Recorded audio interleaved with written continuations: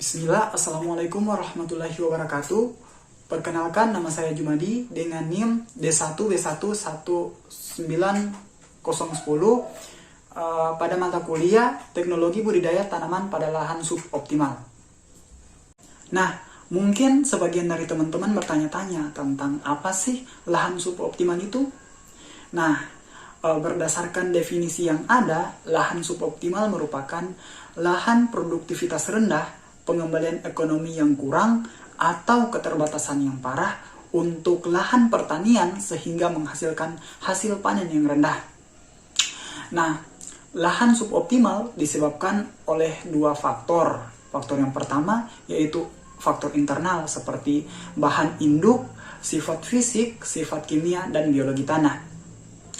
Adapun faktor kedua yaitu faktor eksternal seperti curah hujan, suhu yang ekstrim, dan lain-lain.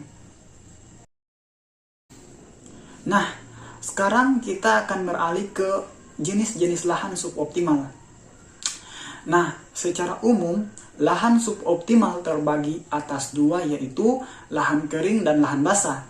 Pada lahan kering terbagi lagi menjadi dua yaitu lahan kering iklim kering dan lahan kering masam. Pada lahan kering iklim kering secara umum didefinisikan sebagai suatu hamparan yang tidak pernah digenangi atau tergenangi air pada sebagian besar dalam waktu setahun dan memiliki curah hujan kurang lebih 2000 mm per tahun serta mempunyai kering per bulan di 7 bulan dan kurang dari 100 mm per bulan. Nah, sedangkan lahan kering masam adalah lahan yang mempunyai sifat fisik seperti pH rendah, kapasitas tukar kation, kejenuhan basa atau Kb, dan Ca organik rendah, serta memiliki kandungan aluminium yang tinggi, fiksasi P tinggi, kandungan besi, dan mangan mendekati batas meracuni tanaman, pK erosi, dan miskin unsur biotik. Pada lahan basah terbagi lagi menjadi tiga yaitu rawa pasang surut, rawa lebak, dan lahan gambut. Nah, rawa pasang surut adalah rawa yang terletak di tepi pantai, dekat pantai, muara sungai, atau muara dekat sungai yang tergenangi air yang dipengaruhi oleh pasang surut air laut. Adapun rawa lebak merupakan lahan rawa pedalaman di mana kondisi topografinya relatif cekung dan air tidak dapat mengalir keluar. Lahan ini setiap tahun mengalami genangan minimal selama 3 bulan dengan tinggi genangan minimal 50 cm. Pada musim hujan, lahan ini tergenang dan pada musim kemarau surut. Adapun lahan gambut yaitu lahan yang mempunyai strum liat marin lebih subur dibandingkan pasir. Lahan gambut tipis umumnya lebih subur dari lahan gambut tebal. Karakteristik kimia tanah gambut yang utama adalah keasaman tanah, kapasitas pertukaran kation, kadar haram makro dan mikro, kadar asam organik, dan kadar abu. Kita mengidentifikasi sesuai dengan gambar yang ada. Nah, gambar yang pertama yaitu gambar A. Di sini saya kategorikan sebagai lahan kering, iklim kering. Nah, kenapa saya katakan demikian? Karena bisa kita lihat pada gambar yang ada bahwa lahan tersebut sangat kurang atau bahkan tidak pernah terendami air sedikit pun. Nah, sehingga lahan tersebut menyebabkan penguapan yang tinggi serta memiliki intensitas cahaya matahari yang tinggi sehingga menyebabkan lahan tersebut dikategorikan sebagai lahan iklim kering. Gambar yang kedua masih sama seperti gambar yang pertama, yaitu terkategorikan sebagai lahan kering, iklim kering. Nah, mengapa pada lahan yang ada? Nah, kan hamparan lahan itu sangat luas. Nah, tetapi jarang sekali ditumbuhi pepohonan-pepohonan. Nah, di situ hanya terdapat padang rumput dan sedikit pepohonan, tapi tidak terlalu banyak. Nah, jika kita amati terlebih teliti bahwa intensitas cahaya matahari pada lahan tersebut sangat tinggi, serta genangan air yang pada lahan tersebut tidak ada, sehingga lahan tersebut masih sama dengan gambar yang A, terkategorikan sebagai lahan kering, iklim kering. Gambar C merupakan kategori sebagai lahan gambut. Mengapa saya kategorikan sebagai lahan gambut? Nah, jika kita lihat pada gambar, yaitu terbentuk dari bahan induk berupa bahan organik atau rumputan yang mengalami pelapukan. Nah, dari bahan induk yang ada, itu gambar C kategorikan sebagai lahan gambut. Nah, kenapa saya katakan lahan gambut? Nah, karena berdasarkan definisi yang ada, lahan gambut itu terbentuk karena adanya tanaman utama atau biomasa, terjadi penumpukan sehingga menyebabkan penumpukan biomasa yang tinggi. Nah, selain itu intensitas cahaya juga sangat tinggi jika kita lihat pada lahan ini. Nah, yang terdapat pada lahan ini yaitu jenis tanaman kelapa saja yang terdapat. Jadi saya kategorikan sebagai lahan gambut. Adapun gambar D, yaitu masih sama seperti gambar C yang pertama, yaitu masih kategorikan sebagai lahan gambut. Nah, jika kita lihat lebih teliti bahwa di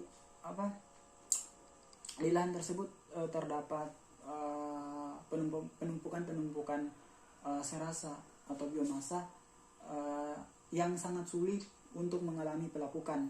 Nah, jika dibiarkan terus-menerus, otomatis tingkat kerusakan hutan atau kebakaran hutan itu sangat tinggi. Nah, karena pada dasarnya serasa atau biomasa yang ada jika terkena api sangat cepat dalam penyebarannya. Nah, yang selanjutnya itu gambar E, masih terkategorikan sebagai lahan gambut, yaitu lahan yang terbentuk dari bahan induk berupa bahan organik hutan atau rerumputan yang mengalami pelapukan. Nah, terus pada lahan gambut tersebut biasanya memiliki sifat masam, minum unsur hara, sehingga tidak subur untuk lahan pertanian. Nah, biasanya dijumpai di lingkungan rawa atau payau. Pada gambar F, di sini saya kategorikan sebagai lahan kering, iklim kering. Nah, kenapa saya kategorikan sebagai lahan kering, iklim kering? Karena bisa kita lihat bersama-sama bahwa pada lahan itu tekstur tanah yang ada pada lahan tersebut sangat kering, sangat remah. Nah, di samping itu intensitas cahaya yang diterima pada lahan tersebut sangat tinggi. Nah, serta jika kita lihat kondisi air yang ada, nah sangat minim. Nah, dan kemungkinan pada lahan tersebut tidak pernah terjadi genangan atau tidak mengalami genangan sama sekali. Lanjut, pada gambar G, saya kategorikan sebagai pada gambar G saya kategorikan sebagai rawa pasang surut. Nah, kenapa saya kategorikan sebagai rawa pasang surut? Nah, secara umum kan berdasarkan definisinya, rawa pasang surut itu rawa lahan yang terbentuk karena adanya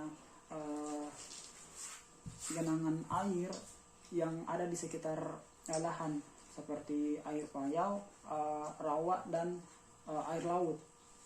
Nah, jika kita lihat lebih teliti, di belakang di bagian gambar belakang itu termaksud air laut. Nah, dan memiliki intensitas garam pada lahan tersebut dikategorikan sebagai lahan suboptimal karena memiliki intensitas garam yang cukup tinggi. Lanjut, pada gambar H saya kategorikan sebagai lahan kering, iklim kering. Nah, karena masih sangat jarang ditumbuhi pepohonan, walaupun terdapat beberapa jenis-jenis tanaman, tetapi masih terkategorikan sebagai lahan kering.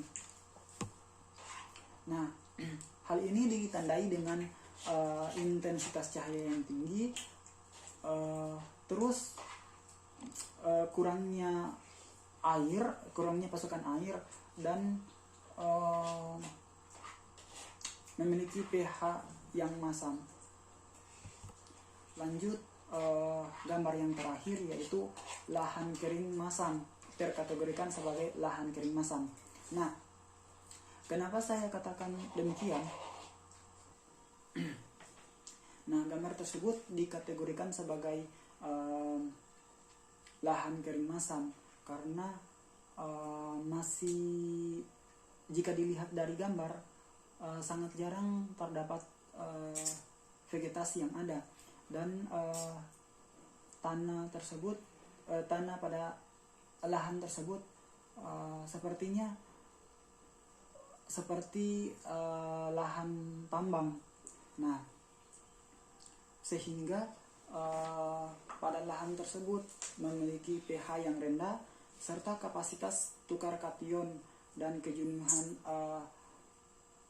basa dan cair organik rendah, sehingga memiliki kandungan logam yang tinggi. Nah, sehingga jika tanaman yang ditanam pada lahan tersebut, lahan pertanian yang sehingga tanaman pertanian yang ditanam pada lahan tersebut sangat sulit untuk berproduktivitas.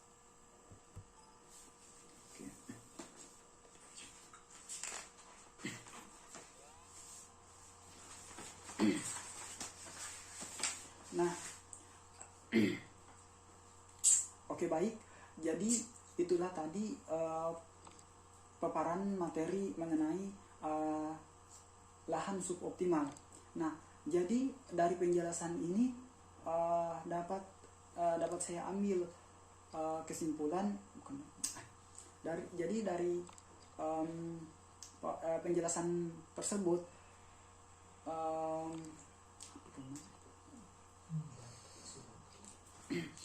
jadi jika kita mengetahui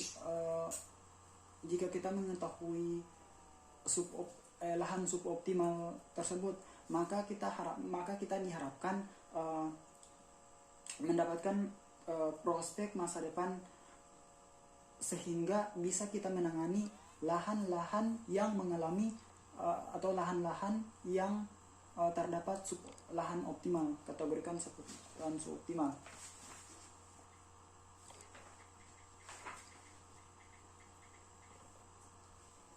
Nah, mengetahui karakteristik lahan suboptimal yang bervariasi, ada 3 aspek yang tidak dapat dipisahkan, yang harus dimanfaatkan secara bersamaan, yaitu yang pertama, tanah yang perlu diperbaiki dalam aspek fisik, kimia, dan biologi. sehingga pada lahan-lahan suboptimal dapat dimanfaatkan sebagai lahan-lahan pertanian. Oke, baik, terima kasih. Nah, itulah tadi presentasi itulah tadi pemaparan materi dari saya mengenai lahan suboptimal, mengenai mata kuliah teknologi budidaya tanaman pada lahan suboptimal. Oke, saya ucapkan terima kasih.